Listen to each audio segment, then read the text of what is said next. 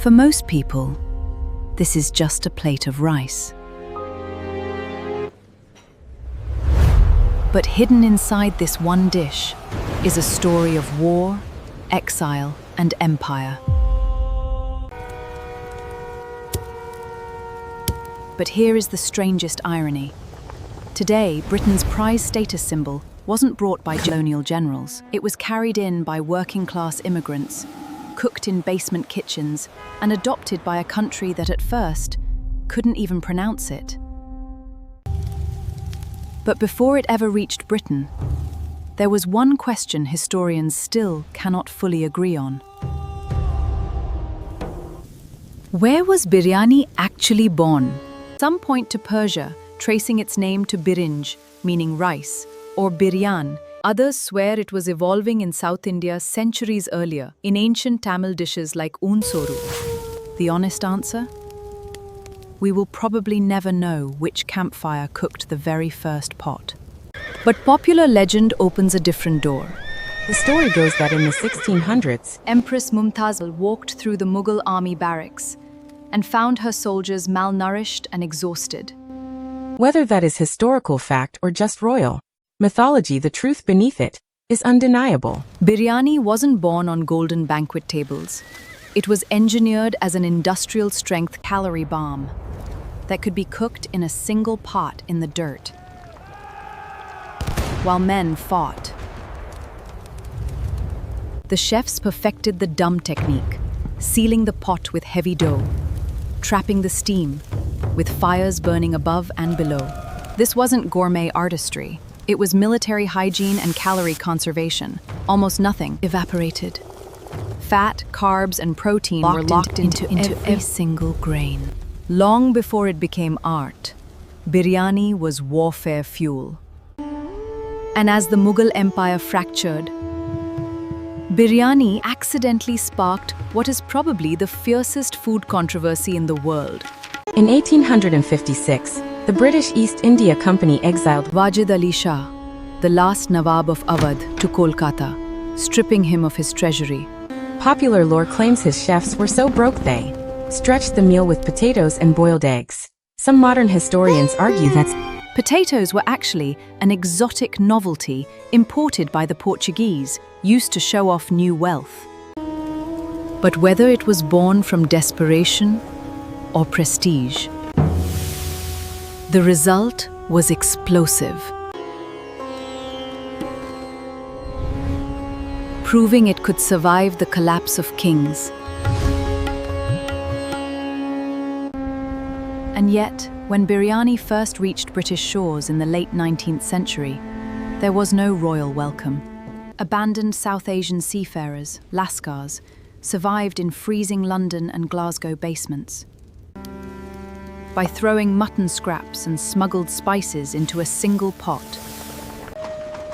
To Victorian high society, the smell was offensive and foreign. Biryani was seen as basement survival food for an invisible underclass. So how did a conservative meat and potatoes Briton go from spurning biryani to obsessing over it? Maybe Britain didn't fall in love with biryani because it suddenly developed a sophisticated palate. Maybe it was just 11 p.m., the pubs were closing, and hungry workers needed something warm and heavy. Post-war Britain was broke, bland, and living on rationed flavors. And enterprising immigrant chefs noticed a brilliant psychological opening. A drunk British worker exiting a pub, they wanted something fast, heavy, and familiar. But deep down, Britons have obsession with South Asian spice, which didn't start in modern takeaways. It was 2 centuries in the making. In 1747, Hannah Glass printed Britain's first curry recipe in the art of cookery. 1810, London opened its first Indian restaurant, the Hindustan Coffee House, serving simplified menus. And by 1856, as the British deposed Nawab Wajid Ali Shah of Awadh, returning officers came home craving the elaborate biryanis of royal kitchens. But when 1960s immigrants brought the real dish to Britain, they faced a cultural clash. Customers had one big question. British diners were fascinated and skeptical that cool, whipped yogurt like raita was used to balance spices instead of their familiar, bland gravies.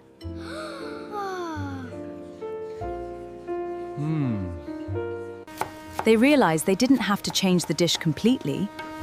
They just had to change the way Britain experienced it. So immigrant chefs replaced it with hot curry sauce, and suddenly biryani made sense in Britain.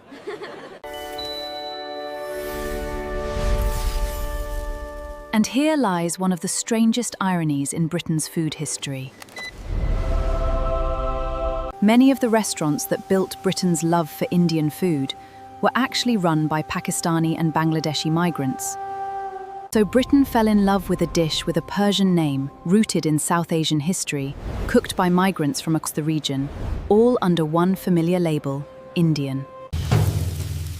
Which brings us to the question that still cannot be answered without starting an argument in a curry house.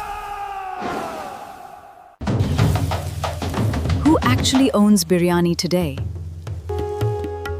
The Indian claim points to Lucknow and Hyderabad, the imperial courts that refined it with saffron, keura water, a legacy of spice and delicate layering. But Pakistan counters with a fiery claim of its own. After 1947, millions of partition migrants took every regional style to Karachi and intensified it. They created Sindhi and bone marrow biryani, unapologetic, fiery, loaded with potatoes, sour plums.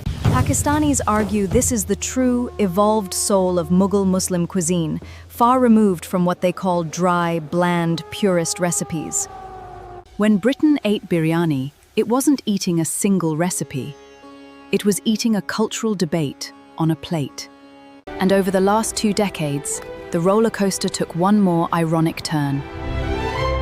The same dish that Victorian elites once mocked in London basements and workers devoured as a £5 hangover cure was suddenly gentrified.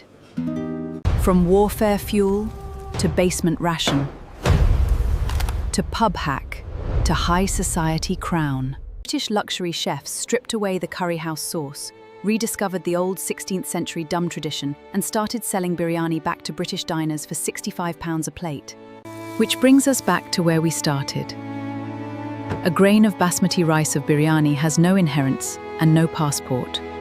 When fed to a Mughal soldier, it was survival. When stretched with a potato by an exiled Nawab, it was defiance. When cooked at 11 p.m. in a London curry house, it was a foot in the door. And in Mayfair today, it's luxury. So maybe we never really conquered biryani. And maybe biryani didn't just conquer Britain. Because perhaps on a plate, you aren't paying for rice and spice. You are paying for 500 years of survival, exile, and the stories we tell ourselves about the taste of home. Which leaves only one unresolved argument that will probably start a war.